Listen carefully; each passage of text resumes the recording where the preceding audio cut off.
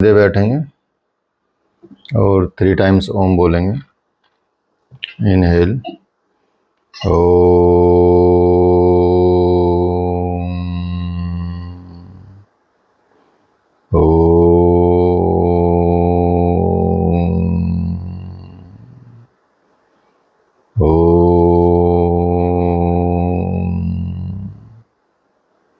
Relax gently open eyes.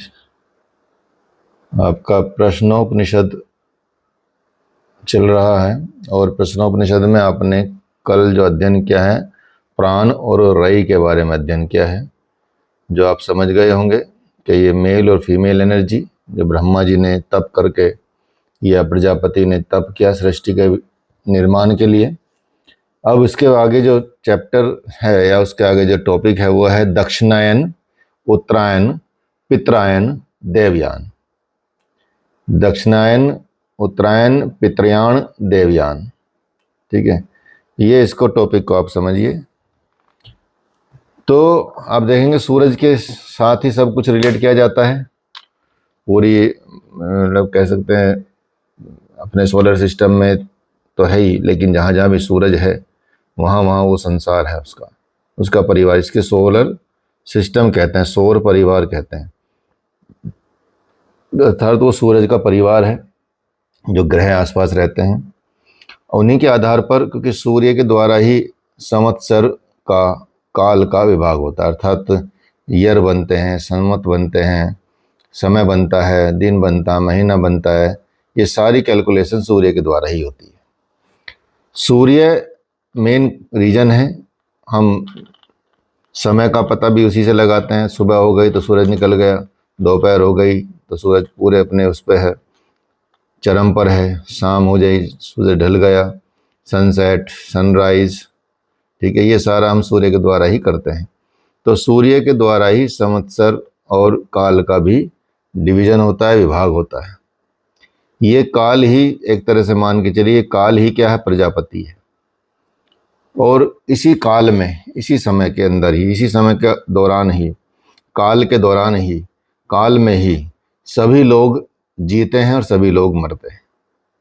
समय के घेरे में ही रहते हैं, समय के अंदर ही रहते हैं, समय के अंदर ही जीना मरना होता है। और संवत्सर 2 भाग का होता है, मतलब एक साल, एक वर्ष या सन जो रहता है वो 2 भागों में इसको बांटा गया है। 6 मंथ के 2 डिवीजन किए गए हैं वर्ष के, जिसमें बताया गया है कि 6 मास सूर्य दक्षिण दिशा की तरफ जाता है। इस समय को दक्षिणायन कहते हैं। और 6 मास तक वह उत्तर की दिशा की तरफ आता है, जाता है। इस समय को उत्तरायण कहते हैं। ठीक है, ज्योग्राफिकली भी ये बात एकदम सत्य है। और ये तो बहुत पहले लिखा गया उपनिषद है, जब साइंस ने इतनी तरक्की भी नहीं की थी, अर्थात विश्व के हिसाब से जो मॉडर्न साइंस की बात करें हम। तो यहाँ आप देखेंगे कि 6 महीने का दक्षिणायन होना, 6 महीने उत्तरायण होना, इसको डिवीजन किया गया। पृथ्वी के हिसाब से भी यदि हम बात करें तो 21 जून जैसे बताया, 21 जून एक सबसे बड़ा दिन होता है धरातल पे, उत्तर भारत में या उत्तरी गोलार्ध में। तो पृथ्वी को भी 2 हिस्सों में बांटा गया, उत्तरी गोलार्ध, दक्षिण गोलार्ध। जब सूरज दक्षिण में रहता है, अर्थात दक्षिण में सीधी किरणें पड़ती हैं, तो दक्षिणायन कहा जाता है, इसमें भी साइंटिफिक भी। और उत्तर में रहता है तो उत्तरायण कहा जाता है। अर्थात ये कह सकते हैं कि सूरज 22 दिसंबर से लेकर और 21 जून तक तो सूरज रहता उत्तर में, और 21 जून से लेकर 22 दिसंबर तक सूरज रहता दक्षिण में, पृथ्वी के दक्षिण में। ठीक है, तो इस तरह से इसको दक्षिणायन और उत्तरायण कहा जाता है। तो 6 मास तक वो उत्तर दिशा की तरफ जाता है, और 6 मास तक इसको, जब 6 मास तक उत्तर की तरफ रहता है तो उत्तरायण कहते हैं। अब यहाँ इसको साइंटिफिक के साथ साथ हम इसको आध्यात्मिक रूप से समझेंगे, कर्म के हिसाब से समझेंगे और भोग के हिसाब से समझेंगे। तो इस तरह से इस समय जब जो लोग अपने इष्ट आपूर्ति में लगे रहते हैं, अर्थात वो, उनको क्या चाहिए, संसार चाहिए, यज्ञ या वो करते हैं ईष्ट के लिए, या कुछ ऐसा भले का काम करते हैं, कुएं बनाते हैं, बावड़ी बनवाते हैं, अनाथालय बनवाते हैं, कोई वृद्धाश्रम बनवाने लगे हैं, या अन्य क्षेत्र चलाते हैं, खाना पीना बांटते हैं, उनको अपना कृत्य लक्ष्य मान समझते हैं। ऐसे कुछ लोग होते हैं जो उसको अपना कर्तव्य समझते हैं और लक्ष्य समझते हैं कि अब इससे हमको सब कुछ मिलेगा, और वो सब कुछ जो वो प्राप्त करना चाहते हैं, फल की इच्छा रखते हैं, जो इस उद्देश्य से करते हैं कि उनसे वो लाभ मिलेगा, फल लाभ की इच्छा रखते हैं, वे बेसिकली क्या हैं, वो चंद्रलोक को जीत लेते हैं। चंद्रलोक को जीत लेते हैं अर्थात जब चंद्रलोक जीत जाते हैं तो भोग्य पदार्थ जो उनको चाहिए जीवन में, धन संपत्ति, शादी विवाह, जो भी उनको चाहिए होता है जीवन में, भोग्य पदार्थ की उनके पास बहुतायता होती है, अर्थात उनके पास बहुत पैसा आ जाता है, बहुत धन धान्य हो जाते हैं, चारों तरफ वाहवाही हो जाती है। क्यों? क्योंकि उन्होंने चंद्र भोग्य पदार्थों, चंद्र लोक को जीत लिया है। और चंद्र क्या है? चंद्र भोग्य पदार्थों के प्रतिनिधि माने जाते हैं। इस तरह से वो दान दक्षिणा करके, अच्छे कार्य करके, कमा के धमा के सब कुछ वो अपना बड़े लेवल पे पहुंच जाते हैं और अपना भोग करते हैं। इस प्रकार के जो संसार के भोगों में जो विलीन रहते हैं या उनमें जो अपना मन रखते हैं, संसार के जितने भी भोग्य पदार्थ हैं, अब वो जो भोग भोगते हैं उन भोग से वो बार बार जन्म और मरण के चक्कर में चक्कर में पड़ते हैं। वो हमेशा पुत्र और पौत्रों की इच्छा रखने वाले होते हैं, उनकी इच्छा बनी रहती है। वो हमेशा रिश्तेदार, घर संपत्ति, बाग बगीचा सब उसमें ध्यान रखते हैं, उसका काम करते रहते हैं, उसमें लगाव लगा रहता है, वो छूट नहीं पाता। ऐसे संसारिक मार्ग के लोगों को, जो इस मार्ग पर चलते हैं, इस पथ पर चलते हैं, इसको दक्षिणायन मार्ग कहते हैं। इस मार्ग को दक्षिणायन मार्ग कहते हैं, अर्थात भोग का जो मार्ग है, आवागमन का जो मार्ग है, वो दक्षिणायन मार्ग है आपका। ठीक है, दक्षिणायन मार्ग इसको कहते हैं। तो दक्षिणायन मार्ग अर्थात जो भोग का मार्ग है, अर्थात प्रकृति का मार्ग है, उसको आप रई मार्ग भी कह सकते हैं। रई मार्ग या भोग मार्ग इसको कह सकते हैं। और ये क्या है? पितरायन मार्ग भी है। पितृयान मार्ग का मतलब होता है कि वो उसमें वो पिता माता वो सबसे लगाव रखते हैं, इसलिए इसको पितरायन मार्ग भी कहते हैं। अब सूर्य जब दक्षिण दिशा में चला जाता है तब मनुष्य भोग की प्रवृत्ति की भावना उसमें प्रबल हो जाती है। जब सूरज दक्षिण दिशा में जाता है, दक्षिण की तरफ चला जाता है, अब देखेंगे साइंटिफिक यदि हम बात करें तो, ज्योग्राफिकली बात करें तो पृथ्वी पर कुछ काल्पनिक रेखाएं हैं जो पृथ्वी को उत्तर और दक्षिण में बांटती हैं। एक तो हो गई आपकी विषुवत रेखा, जिसको मेडिटेरियन लाइन बोलते हैं। एक होती है आपकी 23.5 डिग्री ऊपर की तरफ उत्तर की तरफ, जिसको कर्क रेखा बोलते हैं, ट्रॉपिक ऑफ कैंसर। एक दक्षिण में होती है इसी तरह 23.5 डिग्री, उसको बोलते हैं मकर रेखा, ट्रॉपिक ऑफ कैप्रिकॉर्न। अब सूरज की जो गति होती है इन तीनों लाइनों के बीच में ही होती है, ऊपर से नीचे तक। सूरज कभी भी कर्क रेखा से ऊपर नहीं जाता, अर्थात उसकी सीधी रोशनी कर्क रेखा के ऊपर नहीं जाएगी और उसकी जो सीधी रोशनी मकर रेखा से नीचे नहीं जाएगी। तो इसी बीच में सूरज की मूवमेंट चलती है, अर्थात पृथ्वी जब घूमती है तो सूरज का जो दिखना होता है, सूरज का जो फोकस होता है लाइट का, वो इन्हीं तीनों रेखाओं के बीच में होता है। अब इन तीनों रेखाओं के बीच का मतलब है जो विषुवत रेखा है, जिसको मेडिटेरियन कैसे मध्य भूमध्य रेखा कहते हैं, मिड में है, उसके ऊपर जब तक सूरज रहेगा तो उसको हम उत्तरायण स्थिति कहते हैं, और उसके नीचे जब तक रहेगा उसको हम दक्षिणायन स्थिति कहते हैं। ये इसमें आप इसमें देख सकते हैं।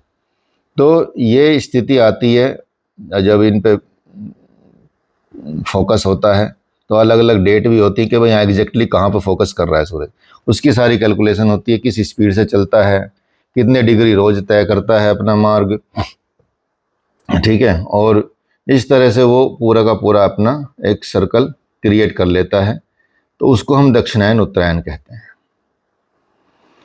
तो जब यहाँ अभी क्या है, अभी जून चल रहा है, तो ये मतलब जुलाई शुरू हो गई है, तो अब इसको हम उत्तरायण में ही अभी रहेगा सूरज। 23 सितंबर के बाद दक्षिणायन शुरू होता है, तब तक ये उत्तरायण में रहेगा। अब यहाँ देखेंगे कि उत्तरायण मार्ग में इसमें बताया गया है जो इसके हिसाब से है। अब इसके हिसाब से क्या है, इसके हिसाब से यह कि दक्षिणायन का मतलब होता है कि जब दक्षिण की तरफ जा रहा हो तो उसको दक्षिणायन कहते हैं, और जब उत्तर की तरफ आ रहा हो तो उसको उत्तरायण कहते हैं। ठीक है, यहाँ पे इसको थोड़ा सा डिफरेंस के हिसाब से समझ सकते हैं।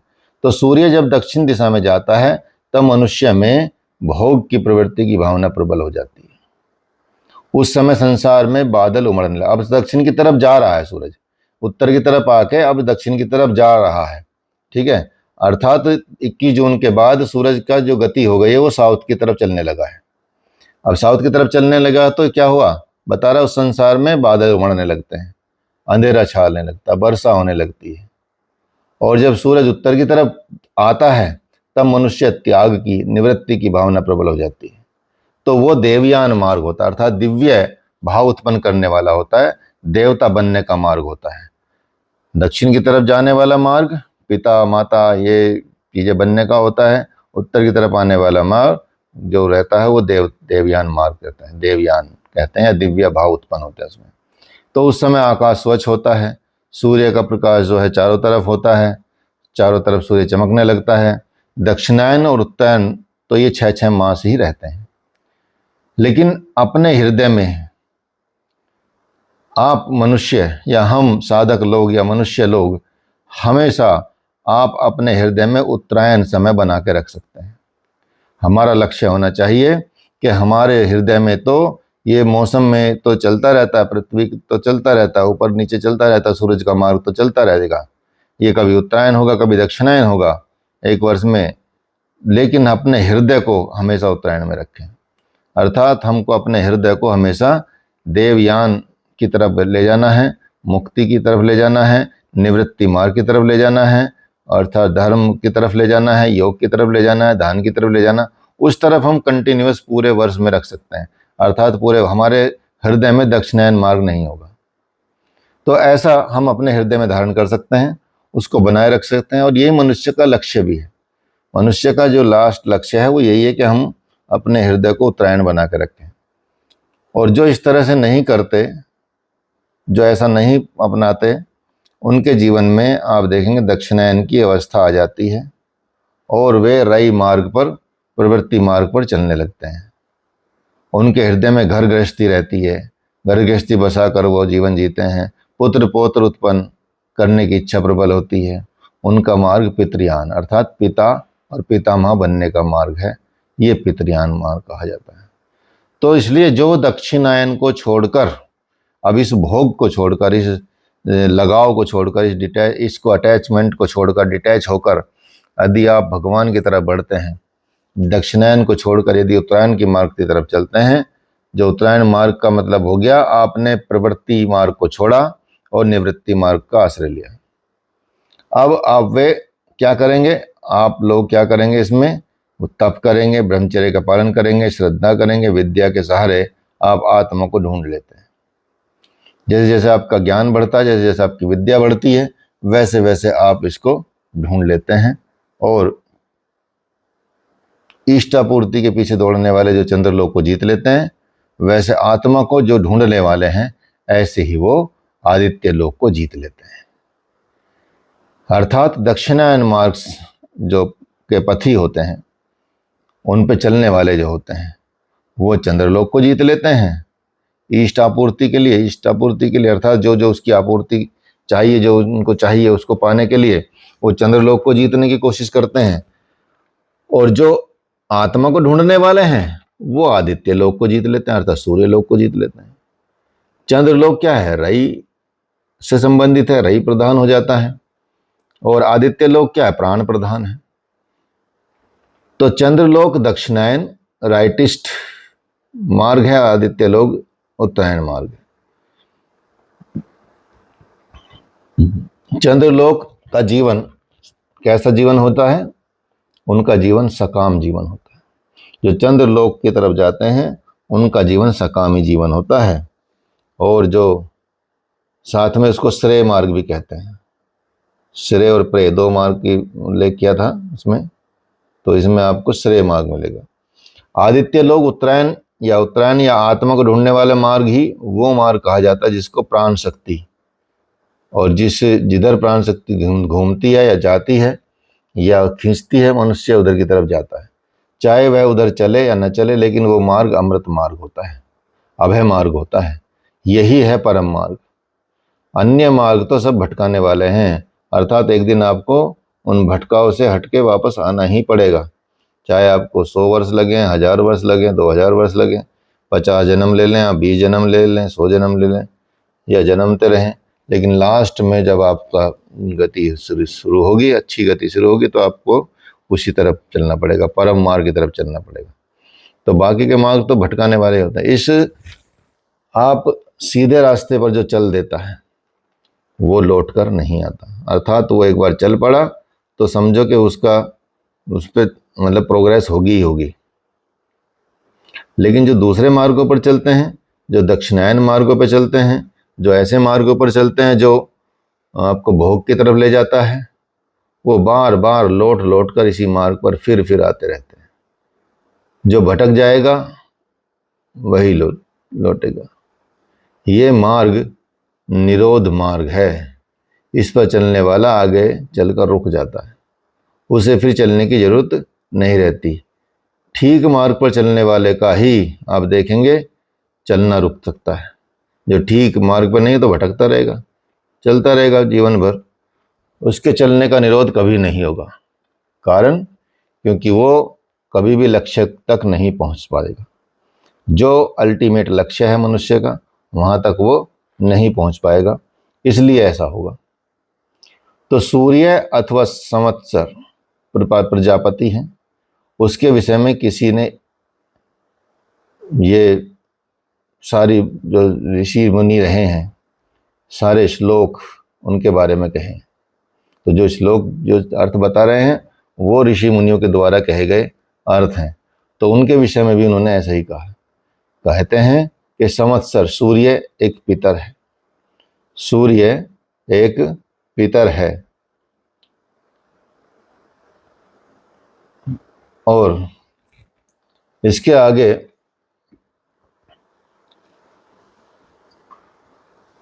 अलग अलग प्रकार के 5 ऋतु हैं। 5 ऋतु उसके 5 पाँव हो गए। सूरज एक पितर हो गए, 5 ऋतु उसके पाँव हो गए, 12 मास 12 आकृतियां हो गई।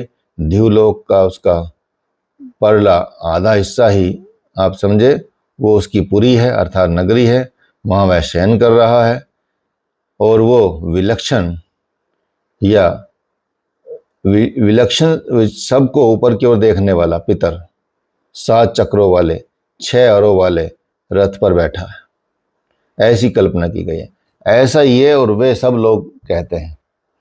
रथ के 7 चक्र सूर्य के 7 रंगों वाली किरणें हैं। आपने देखा होगा सूरज की चित्र की एक पिक्चर आती है 7 घोड़ों वाली, वो 7 घोड़ों वाली पिक्चर सूरज के रथ की होती है। तो रथ के 7 सूर्य चक्र जो है सूर्य की 7 रंग वाली किरणें हैं। जैसे जैसे एक चक्र में अनेक वो होते हैं अरे मतलब जो तीलियां होती है जो वहां से सेंटर से अटैच होती हैं दूसरी तरफ, तो वैसे ही एक एक किरण में 6 अरे कहे गए हैं। एक किरण के अंदर 6 अरे हैं, और किरण के 6 अरे एक एक किरण की 6 सहायक किरणें हैं, उसके बाद एक एक किरण की 6 सहायक किरणें हैं।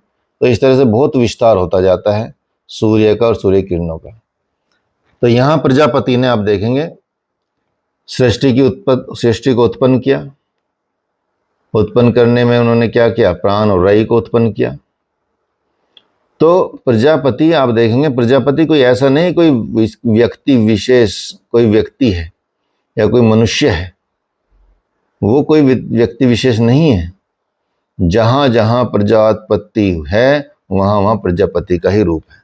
जहां जहां प्रजा उत्पन्न हो रही है वो सब प्रजापति का ही रूप मानी जाती है।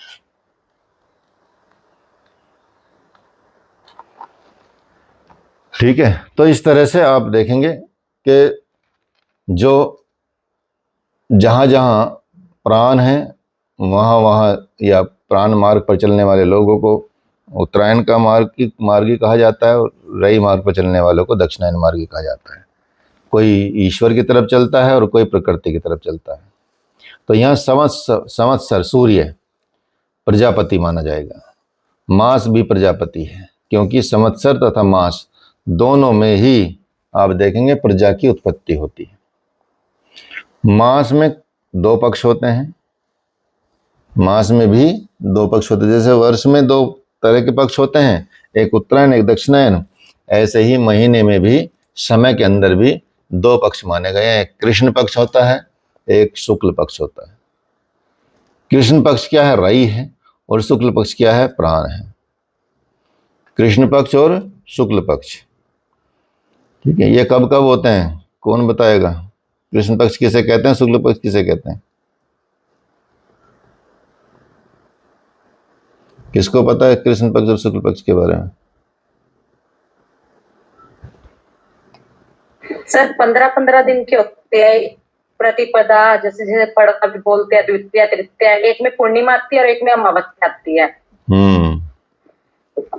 तो लास्ट में यानी कि 15 डेज को, तो जब एक में पूर्णिमा आती है जिसको चांदन भी बोल देते हैं, और एक में अमावस्या आती है जिसको अंधेर बोलते हैं। हाँ, दो पक्ष होते हैं, कृष्ण और शुक्ल पक्ष।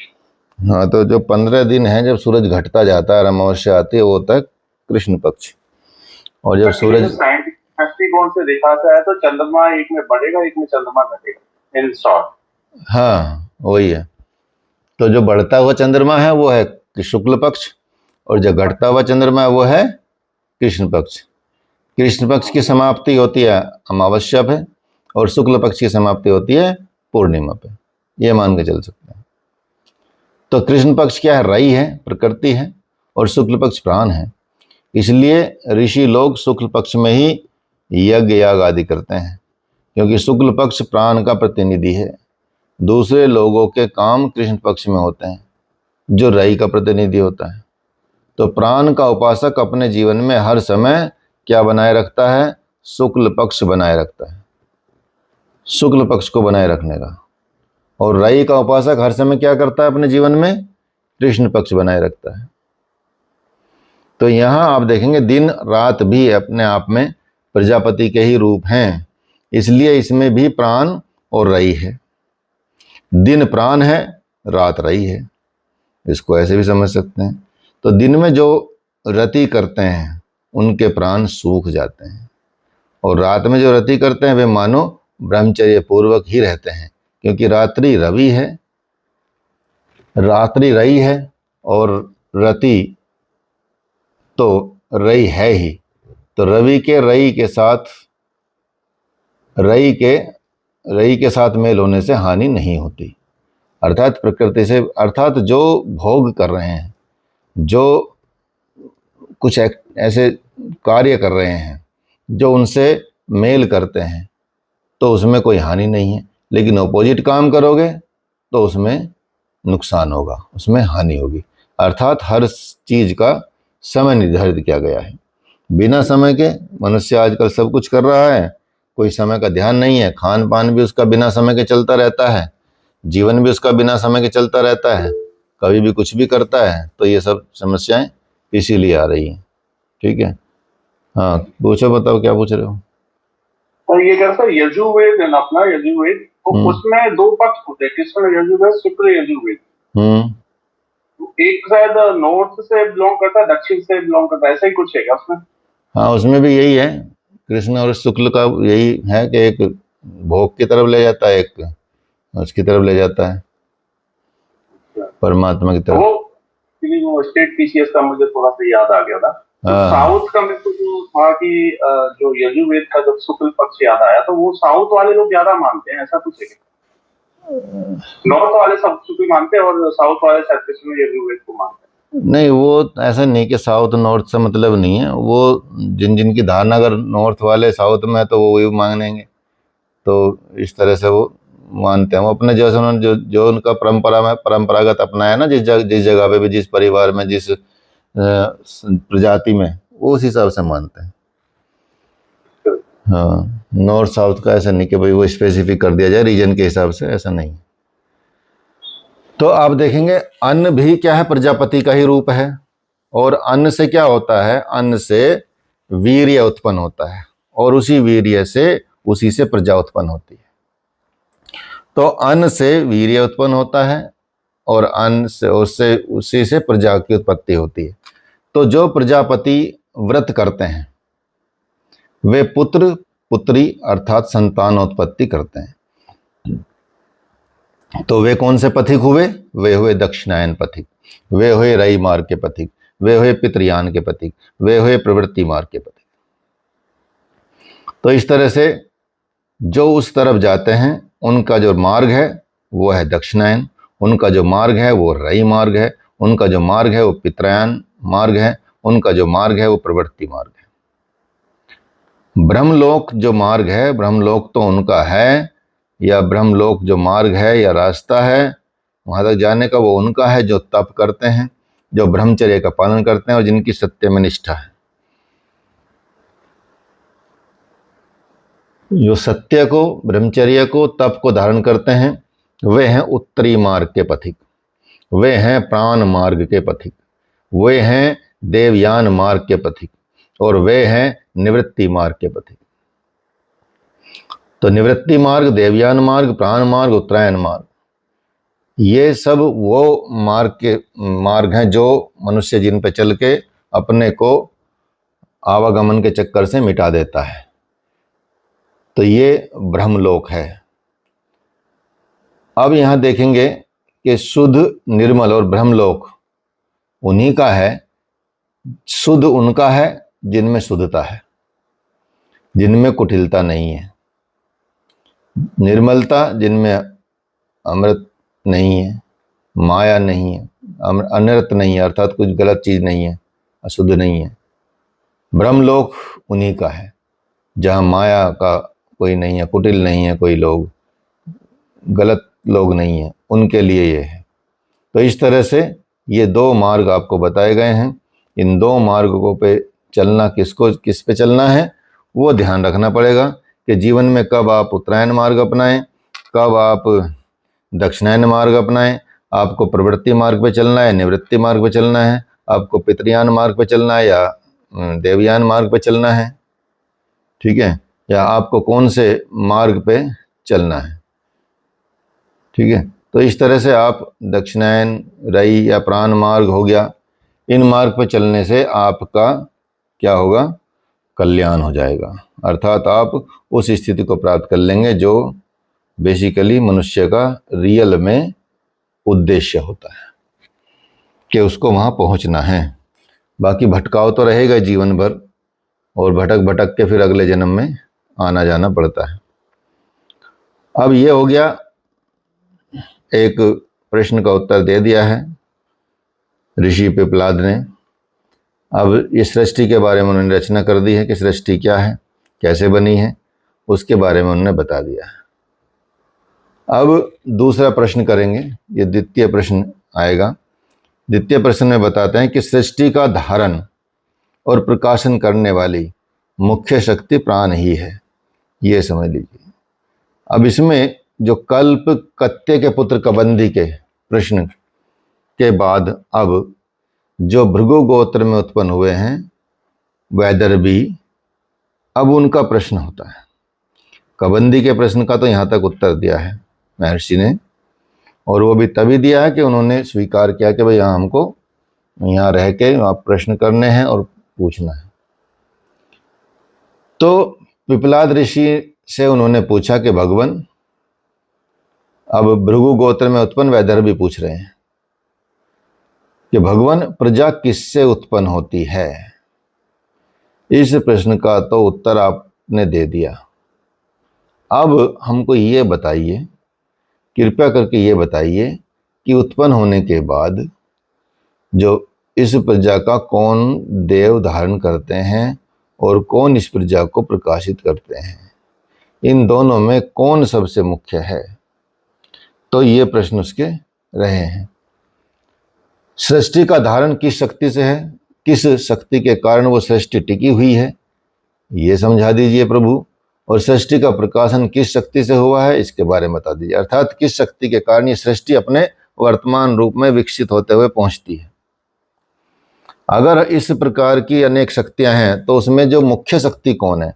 अगर गुरुजी से बोल रहे हैं कि अगर इसमें अलग अलग शक्तियां काम कर रही हैं इस सृष्टि के निर्माण में, प्रकाशित करने में, चीज़ों को पहुंचाने में, तो वो शक्तियां या तो एक हो तो वो बता दीजिए, और यदि अलग अलग हों तो उनकी जो मेन शक्ति है उसके बारे में हमको बता दीजिए। तो पिपलाद ऋषि ने जो कहा, उत्तर दिया, उन्होंने कहा कि सृष्टि दो प्रकार की है, दो प्रकार की सृष्टि है। कौन से दो प्रकार की सृष्टि बताई उन्होंने? जड़ और चेतन। उन्होंने कहा सृष्टि दो प्रकार की है, जड़ और चेतन। ठीक है, जड़ चेतन सृष्टि है। इन दोनों को वान कहा जाता है। वान का मतलब है वा प्लस अन, अर्थात जिनका जीवन निश्चित न हो, जो है और नहीं रहे। संस्कृत में अन का मतलब होता है प्राण और वा का अर्थ होता है शायद। इस वान रूप जड़ चेतन सृष्टि को कोई ऐसे धारण करता है जैसे छप्पर के नीचे से गिरने से एक बल्ली रोके रखती है और अपने ऊपर इसको टिकाए रखती है। तो आप देखेंगे ब्रह्मांड के जो जड़ जगत के विषय में आप देखेंगे आकाश, वायु, अग्नि, जल और पृथ्वी ये एक दूसरे से झगड़ने लगे। ब्रह्मांड के जड़ जगत के विषय में जब आया बात तो आकाश, वायु, अग्नि, जल और पृथ्वी एक दूसरे से लड़ने लगे और कहने लगे कि हम इसका धारण करते हैं, अर्थात ये प्रकृति हमारी वजह से है, ये सृष्टि हमारी वजह से है, कर रहे हैं। पिंड के चेतन जगत के विषय में वाणी, मन, चक्षु और स्रोत झगड़ने लगे। अब पिंड के जड़ चेतन के विषय में ये फिर वाणी भी झगड़ने लगी, वायु जो वाणी है, मुख वाणी, ये झगड़ने लगी, मन भी झगड़ने लगा कि भाई मतलब हो सकता है कि अपने अपने आप को महान बताना शुरू कर दें कि भाई मेरे बिना कुछ नहीं है, मेरे बिना कुछ नहीं है। तो वाणी, मन, चक्षु, नेत्र और स्रोत कान ये झगड़ने लगे और जोर जोर से कहने लगे कि हम इसका धारण करते हैं, कि प्रकृति तो हमारी वजह से है, हम इसका धारण कर रहे हैं।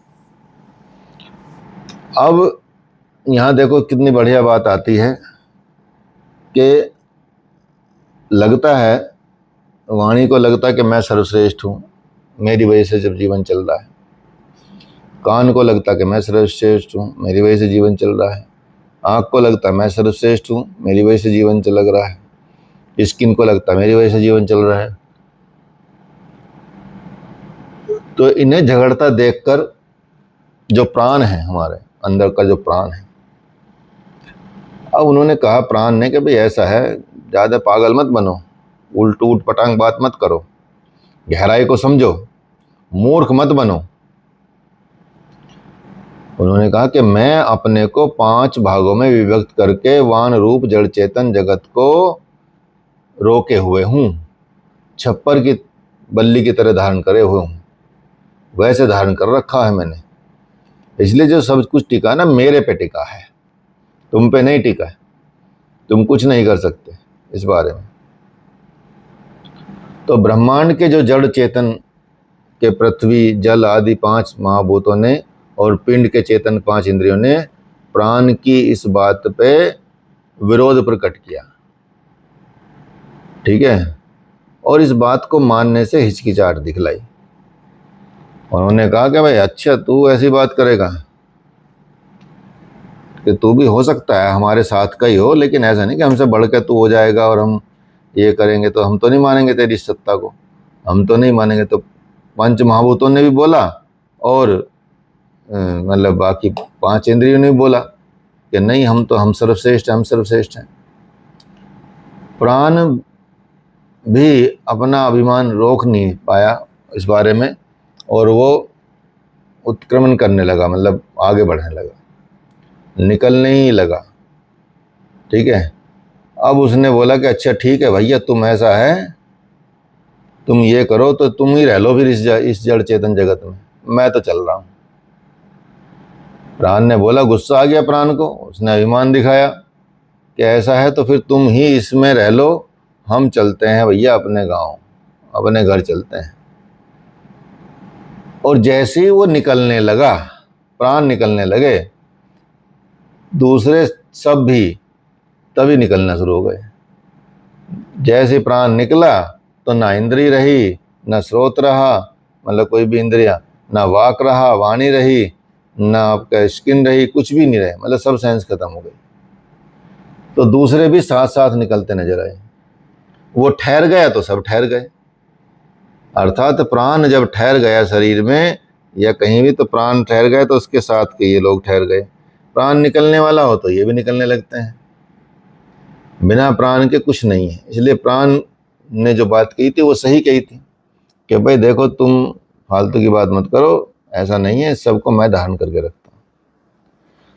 तो इस तरह से हो गया जैसे शहद के मधुमक्खी, शहद के जो मधुमक्खी के होते हैं, छत्ते होते हैं, उनमें एक रानी होती है, रानी मक्खी होती है। और रानी मक्खी क्यून भी के उड़ जाने पर सारी मक्खियाँ उड़ जाती हैं, और उसके बैठ जाने से सारी बैठ जाती हैं। इसी तरह से ब्रह्मांड के 5 महाभूत और पिंड की ये 5 इंद्रियां बड़े प्रेम के साथ प्राण की स्तुति करने लगे। अब वो समझ गए कि वाकई प्राण ने ठीक कहा था कि उसके बिना कुछ नहीं है। अगर प्राण निकल ही जाएंगे तो ना कोई इंद्री काम करेगी और ना ये 5 महाभूत बचेंगे। कुछ समय में ये सब भी अपने विलीन हो जाएंगे। तो अगर फिजिकली दिख रहा है सब कुछ, तो किसकी वजह से दिख रहा है? प्राण की वजह से दिख रहा है, प्राण की वजह से दिख रहा है। ठीक है, तो प्राण की वैल्यू समझ आएगी बाकी इंद्रियों को और बाकी 5 महाभूतों को।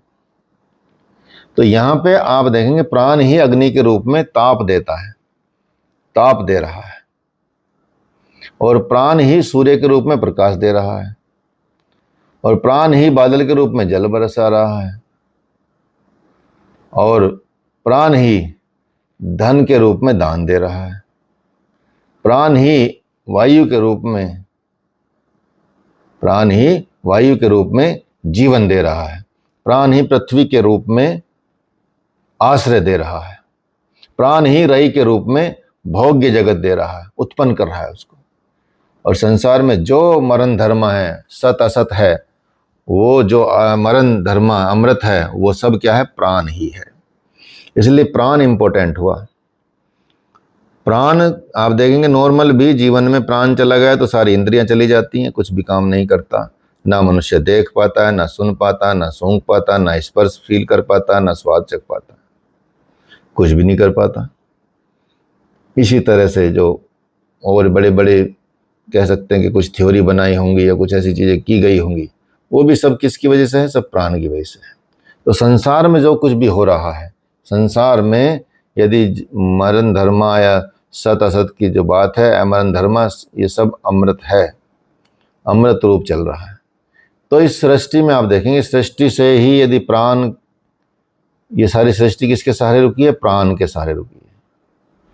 सारे रई जो भी है वो भी उसी से सहारे टिकी हुई है। रई में जो भोग शक्ति है वो भी प्राण शक्ति के द्वारा ही निहित, अर्थात उसके द्वारा ही निहित होती है।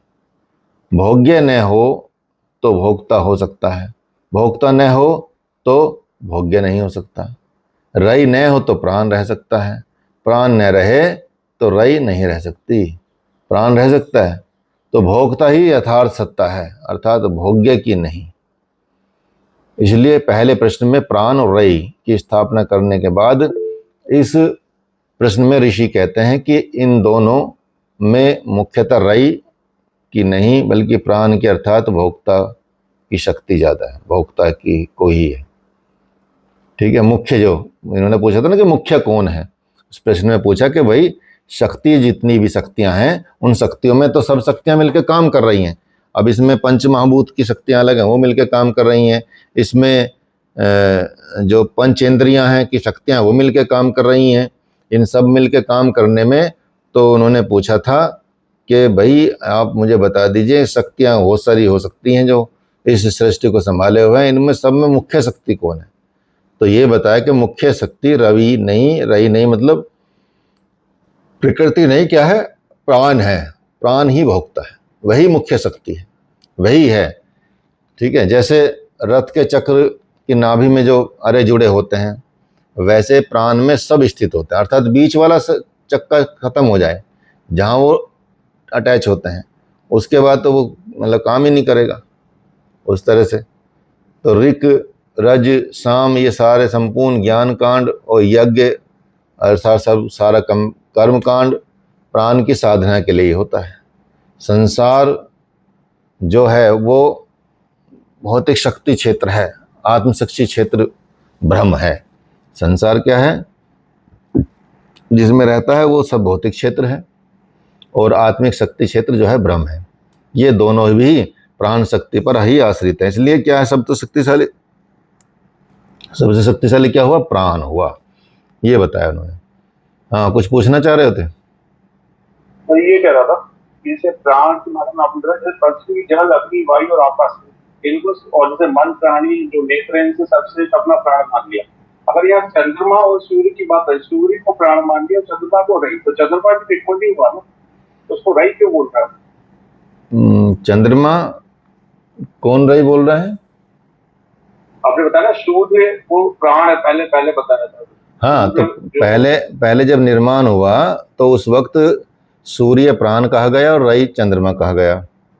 लेकिन उसमें यह भी बताया गया कि जब ब्रह्म की बात होती है तो वहाँ चंद्र भी रई हो जाता है और ब्रह्म प्राण हो जाता है,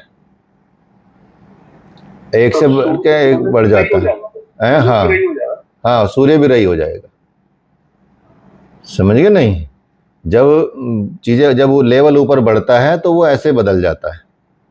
इसी तरह से यहाँ अब शरीर की बात की गई है, इस संसार की भौतिक क्षेत्र की बात की गई है कि इस भौतिक शरीर में सबसे इम्पोर्टेंट कौन सी शक्ति काम कर रही है। हालांकि ज़्यादा शक्ति काम करती हैं, लेकिन उनमें भी ज़्यादा में भी सबसे ज़्यादा इम्पोर्टेंट कौन शक्ति है, तो उन्होंने ये बताया कि प्राण ही सबसे ज़्यादा इम्पोर्टेंट शक्ति है। वो नहीं है तो सब कुछ भी नहीं है, ये बताया गया इसमें। ठीक है, दूसरे प्रश्न का उत्तर है ये। पहले प्रश्न के उत्तर में उन्होंने उसको एक्सप्लेन किया, अब दूसरे प्रश्न के उत्तर में उन्होंने शक्ति को एक्सप्लेन किया कि क्या शक्ति है।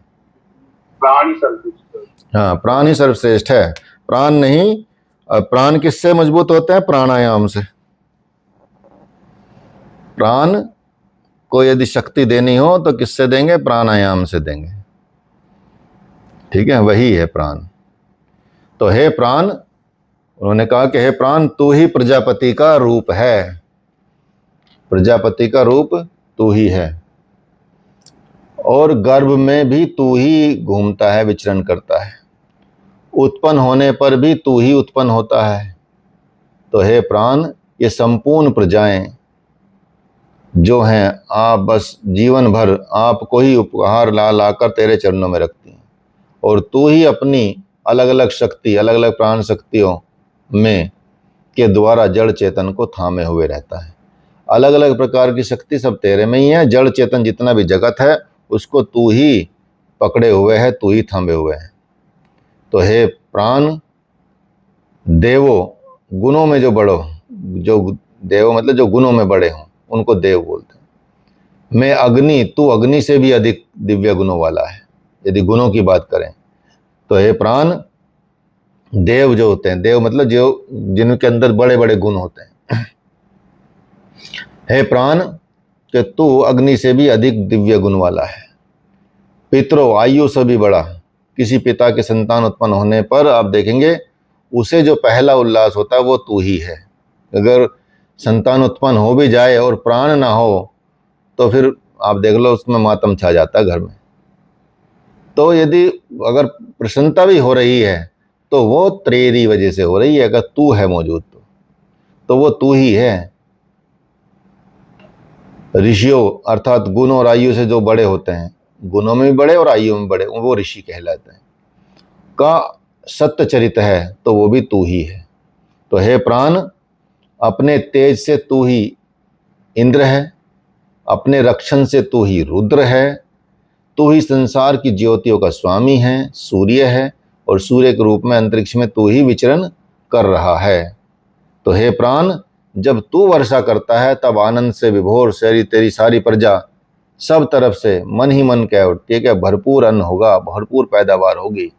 बरसात होगी तो अच्छी पैदावार होगी, पानी होगा तो अच्छी पैदावार होगी। तू ही तो बरसता है, तू ही वो प्राण है। तो हे प्राण, आप देखेंगे जो नीच से नीच पुरुष भी है, अर्थात सब कुछ भी, वो भी तेरा ही रूप है।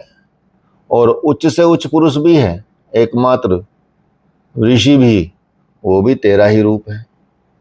इसलिए तू संसार का अत्ता है, भोक्ता है, और हम तेरे आद्य हैं, आश्रित हैं, भोग्य को पहुंचाने वाले हैं। तू भोक्ता और हम भोग्य हैं। तू विश्व का पति है और प्राण रूप दिखने वाली वायु का भी तू ही पिता है। जो प्राण रूप वायु दिखती है, वायु अलग चीज है, लेकिन दिखती है कि प्राण रूप वायु, उसका भी पिता तू ही है, तू ही उसका जनक है। तेरे से ही वो उत्पन्न होती है, तू ही है वो।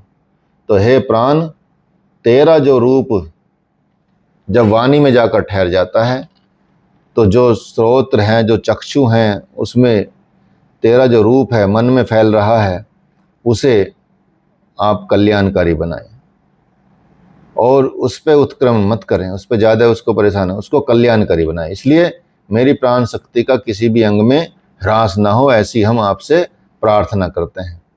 कि प्राण शक्ति का ह्रास हुआ तो समझो तुम गए, प्राण शक्ति गई तो तुम गए। तो इस तरह से प्राण शक्ति को भी आप हमको मजबूत बना कर रखिए। हर एनर्जी में, हर कान में भी तू है, आँख में भी तू है, नाक में भी तू है, अर्थात श्रोत्र और घ्राण, स्वाद, चक्षु, इन सब में तू है। तो उनकी शक्ति को भी तू बना के रख, उनमें भी तू हमेशा विराजमान है और मजबूत स्थिति में रहो। तो पृथ्वी हो, द्वी हो, अंतरिक्ष हो, इन तीनों लोकों में भी जो कुछ स्थित है, सब कुछ प्राण के ही वश में चल रहा है। प्राण, तो हे प्राण, उनसे अब जब प्रार्थना की जा रही कि हे प्राण, माता पुत्र की जैसे रक्षा करती है, ऐसे तू हमारी रक्षा कर। हमें श्री अर्थात भौतिक ऐश्वर्य और प्रज्ञा, मानसिक और आत्मिक ऐश्वर्य को भी प्रदान कर। तो हे प्राण, हमको बलिष्ठ बना, हमको अध्यात्म की तरफ भी ले जा, और यदि संसार की तरफ ले जा तो वहाँ भी हमको भौतिक चीज़ें दें, भौतिक ऐश्वर्य प्रदान कराएं। तो इस तरह से आप इसको, इन्होंने इस प्राण के बारे में बताया है, इस शक्ति के बारे में बताया है कि ये शक्ति कितनी महत्वपूर्ण है, कितनी इम्पोर्टेंट है आपके लिए। तो इस तरह से इस शक्ति का निर्माण हुआ है, और शक्ति को ईश्वर के, और इनसे भी जो सबसे, ये भी प्राण भी कहाँ से हैं, इनका स्रोत क्या है, वही है ब्रह्म, वही परमात्मा इसका भी स्रोत है। ठीक है। अब यहाँ ये प्राण भी ब्रह्म के सामने रई बन जाएंगे उस आधार पे। ठीक है। लेवल बढ़ता जाएगा और ये छोटे होते जाएंगे। ठीक है। प्राण भी कहाँ से हैं, ईश्वर से है, उस परमात्मा से है, उसके बिना कुछ नहीं है। वहीं से तो स्रोत है, वहीं से तो हम चल रहे हैं, हमारे अंदर प्राण भी वहीं से चल रहे हैं, उसी स्रोत से चल रहे हैं। ठीक है। अब आता है तीसरा प्रश्न है। ठीक है। इसको हम ऐसा करेंगे, कल करेंगे तीसरे प्रश्न को। टाइम तो 4-5 मिनट है, लेकिन क्या कि फिर बीच में छूट जाएगा, तो कल पूरा हो जाएगा, ये ठीक रहेगा। ठीक है। लेकिन इसका विषय बता देते हैं, इसका विषय क्या है। अब इसमें आप पढ़ेंगे इन 5 प्राणों के बारे में। ठीक है। इन 5 प्राण के बारे में पढ़ेंगे, पिंड के बारे में पढ़ेंगे और ब्रह्मांड के बारे में पढ़ेंगे। पिंड का स्वरूप क्या है, ब्रह्मांड का स्वरूप क्या है, प्राण का स्वरूप क्या है, अपान का स्वरूप क्या है, समान का स्वरूप क्या है, व्यान क्या है, उदान क्या है, ये सब आप इसमें पढ़ेंगे। क्योंकि ऋषिगण ने, पिपलाद जी ने बता चुके हैं, और अब जो प्रश्न करेंगे, कौशल्य करेंगे, अश्वल के जो पुत्र कौशल्य हैं, वे अब इसका प्रश्न करेंगे कि ये क्या है। ठीक है। इस प्रश्न के उत्तर में अब जो पिपलाद ऋषि हैं वो प्राण के विषय में बताएंगे। प्राण कहाँ है, वैसे तो बॉडी में कहाँ कहाँ स्थिर रहता है, ये आपको पता ही होगा। प्राण, अपान, व्यान, समान, उदान, ये सब पता ही है आपको। ठीक है। कहाँ कहाँ स्थित रहता है, किसको पता है पूरे शरीर में किसकी जगह प्राण है, कहाँ पे अपान है, कहाँ पे समान है, कहाँ पे व्यान है, कहाँ पे उदान है, कौन बताएगा।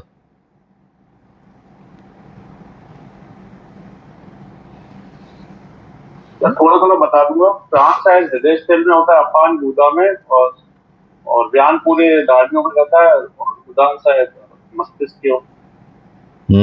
और समान और समान नाभि स्थल पे, नाभि स्थल पे शायद, नाभि। हाँ, थोड़ा सा बस हल्का सा परिवर्तन करना है, हल्का सा परिवर्तन करना। नाभि से नीचे क्षेत्र, गुदा नहीं बोलेंगे, नाभि से नीचे क्षेत्र में बोलेंगे अपान, नाभि से नीचे क्षेत्र को बोलेंगे अपान, नाभि से हृदय तक बोलेंगे समान, हृदय से ऊपर कंठ तक, ऊपर तक बोलेंगे प्राण, और उसके ऊपर बोलेंगे उदान, और पूरे शरीर में जो व्याप्त है वो है व्यान। ठीक है, इस तरह से इनके अलग अलग कार्य भी हैं। जैसे एक्सक्रीटरी सिस्टम किसकी वजह से चलता है? हमारे अपान की वजह से चलता है। समान बिगड़ा है तो डाइजेशन बिगड़ा है। ठीक है, इसी तरह से यदि उदान बिगड़ा है तो आपका ऊपर का क्षेत्र, ऊपर का माला खराब चल रहा है, इसका मतलब ये है। ठीक है, प्राण बिगड़ा है तो हार्ट लंग्स समस्या बिगड़ी है आपकी, और व्यान है तो कहीं कहीं बॉडी में सप्लाई कम चल रही है, क्योंकि यही पहुंचाता है हर जगह। जो मटेरियल है, जो आपके न्यूट्रिशंस हैं, बॉडी में हर जगह पहुंचाने का काम इसी का है। ये कोने कोने तक सप्लाई करता है चीज़ों की, जिससे आप जीवन जीते हैं। तो इस तरह से इनका अलग अलग रोल है। फिर इनकी कुछ मतलब पंच प्राण, उप प्राण भी कहे गए हैं, वो भी शायद इसमें आ जाएंगे, नहीं आएंगे तो अलग से तो इनको पढ़ना ही है। ठीक है, जो आपका कौन कौन से हैं?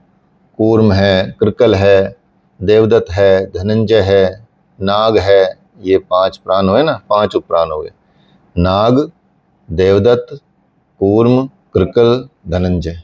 ठीक है, इनसे अलग अलग क्रियाएं होती हैं हमारे शरीर में। हमारी पलक झपकना, हमारी छींक आना, हमारे डकार आना, हिचकी आना। ठीक है, इस तरह से सेंसेशन होना, अंग फड़कना, ये सब चीज़ें आप सूक्ष्म उनसे चीज़ें चलती हैं। ये हम यदि योगिक दृष्टि समझे तो ये, लेकिन यहाँ क्योंकि अध्यात्म दृष्टि चल रही है तो इसको ऋषि पिपलाद आध्यात्मिक दृष्टि से इसको समझाने का प्रयास करेंगे। तो इस तरह से इसको आप ग्रहण करेंगे और समझते जाएंगे। तो प्रश्न और भी प्रश्न चलेंगे अभी, क्योंकि तीसरे व्यक्ति ने प्रश्न पूछा है, तो अभी इसका थोड़ा सा चलेगा और कंप्लीट हो जाएगा, बढ़िया। तो प्राण, अपान, समान, व्यान, उदान का पिंड और ब्रह्मांड में रूप क्या है, ये बताया जाएगा। कि पिंड में, शरीर में तो ये रूप है, अब ब्रह्मांड में कहाँ कहाँ है ये भी बताया जाएगा। कि ब्रह्मांड में किस जगह पे प्राण है, किस जगह को अपान बोलते हैं, किस जगह को समान बोलते हैं, किस जगह को व्यान बोलते हैं, किस जगह को उदान बोलते हैं। ये बोला जाता है ना कि जो पिंड में है वही ब्रह्मांड में है, जो ब्रह्मांड में वही पिंड में है, दोनों तरह से।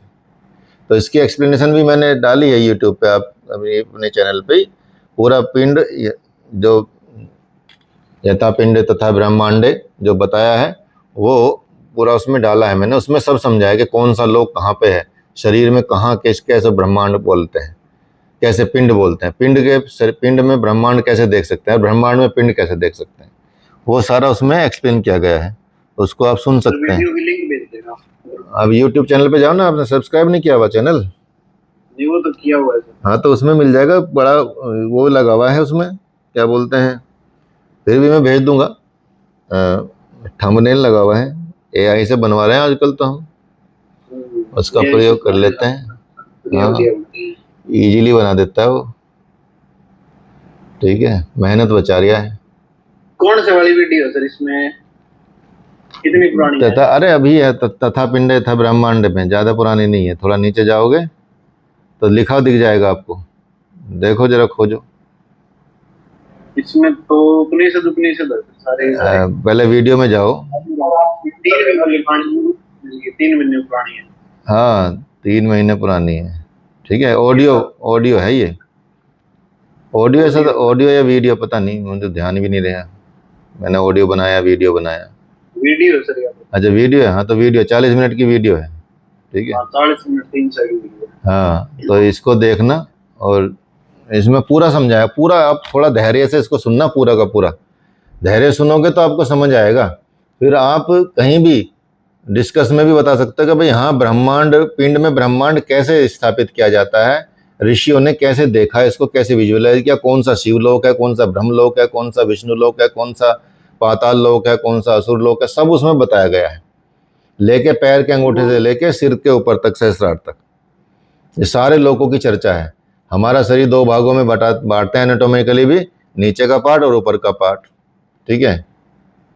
तो उस तरह से भी ऊपर का हिस्सा और नीचे का हिस्सा, दोनों हिस्से में आप देखेंगे कि वो आपको पूरा उसमें दर्शन मिलेगा, उसका पूरा दर्शन है, ठीक है। तो ये उदाहरण के रूप में मिलेगा सर, जैसे वो सिद्ध सिद्धांत पद्धति है, तो उसमें मान लो ये बता दिया कि जो सुमेरु पर्वत है वो हमारी बॉडी किस पार्ट में है, तो आपने ये बताया कि कैसे है वो। हाँ, वो उसी में है, उसी से है, उसी को ध्यान में समझना है। ठीक है सर, ठीक है, चलिए 3 बैठेंगे, 3 टाइम्स हम बोलेंगे। मैंने सर हमारे ग्रंथों में सब कुछ है और सब ये लोग हमारे ग्रंथों से ही चलते हैं, फिर भी हमारे सनातन को मानने के लिए तैयार नहीं रहते। आप ये हैरान हो जाएंगे, जितनी भी बड़ी बड़ी मोटिवेशनल किताबें लिखी गई हैं पूरे वर्ल्ड में, चाहे वो जैक कैनफील्ड की हों, चाहे वो रोंडा बायन की हों, चाहे वो लुईस हे की हों, चाहे और भी जो राइटर्स रहे हैं उनकी हों, बड़े बड़े साइंटिफिक डिस्कवरीज हैं, वो सब आपको पहले से यहाँ मिलेंगी। इन्हीं को तो जब ट्रांसलेशन हुआ, जब ट्रांसलेशन होने शुरू हुए ना 18वीं शताब्दी और 19वीं शताब्दी में, तो ट्रांसलेट कर करके तो वहाँ ले गए और फिर इसी से इन्होंने तो सारी रिसर्च की। उसके बाद ही तो सारे आविष्कार तो तभी तो हुए हैं। कोई भी आविष्कार आप देखेंगे अंग्रेज यहाँ आने से पहले के कम आविष्कार हैं। जब यहाँ आए अंग्रेज 1600 में, उसके बाद आविष्कार हैं वहाँ पूरे वर्ल्ड के, जितने बड़े बड़े आविष्कार आप देख रहे हैं, ठीक है। और सब चीज़ें आप देखेंगे, सब चीज़ें यहाँ मिल रही हैं पहले से, क्योंकि वो ट्रांसलेट करके गए, उन्होंने रहस्य को समझा। हम घर की मुर्गी दाल बराबर बात करते रहे, ठीक है। घर का जोगी जोगना रन गाँव का सिद्ध, ऐसा बोलते हैं ना, घर का जोगी जोगना रन गाँव का सिद्ध। घर में कभी यदि कोई संत हो जाए तो वो तो ऐसे लगेगा ये तो ऐसे कपड़े पहन के बैठ गया, और अन्य गाँव का कोई वैसे भी आ जाए तो उसको पूजने लगेंगे, ठीक है। नहीं सर, योगा जो घर में जो हम किसी दूसरे के घर में योगा कराने जा रहे हैं, बट हमारे घर में कोई योग